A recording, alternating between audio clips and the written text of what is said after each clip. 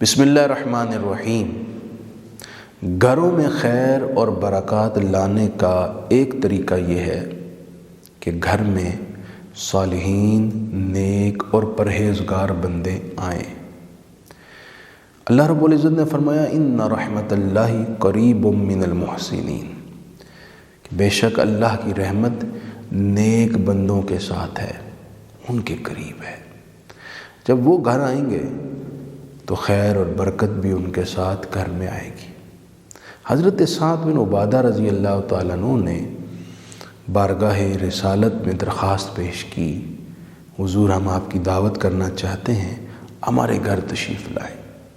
حضور نے قبول فرما لیا، ان کے گھر تشریف لائے، دسترخوان پر کھانے لگ گئے۔ بعد از طعام حضور نے ان کو دعا دی۔ وہ دعا بڑی معنی خیز ہے، اس میں ہمارے لیے اصلاح اور سبق اور ہدایت ہے۔ حضور نے انہیں 3 باتیں ارشاد فرمائیں۔ پہلی یہ افطر عندکم الصائمون، کہ تمہارے دسترخوان سے روزے دار افطاری کریں۔ دوسری دعا یہ تھی اکل طعامکم الابرار، تمہارے دسترخوان سے نیک لوگ کھانا کھائیں۔ اور تیسری دعا یہ دی صلت علیکم الملائکہ، اللہ کے فرشتے تمہارے لیے دعائے رحمت کریں۔ کتنی معنی خیز دعا ہے۔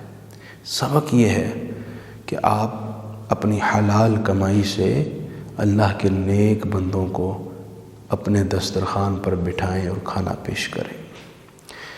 حضرت اتبان بن مالک رضی اللہ تعالیٰ عنہ نے بھی ایک مرتبہ دربار رسالت میں عرض کی، حضور آپ میرے گھر تشریف لے آئیں اور گھر کے اندر نماز ادا کر دیں، ہم وہاں پھر نماز پڑھا کریں گے۔ حضور ان کے گھر آئے اور نماز پڑھی، اور ان کی فیملی نے پھر اس جگہ کو خیر اور برکت والا سمجھ کر اس جگہ پر اپنے لیے نماز پڑھنا معمول بنا لیا، کیونکہ وہ سمجھتے تھے کہ جہاں رسول اللہ تشریف لائیں گے تو وہاں خیر اور برکت ہوگی، رحمتیں سایہ کونا ہوں گی، اور ہمارے لیے وہ جگہ بڑی برکت کی حامل ہوگی۔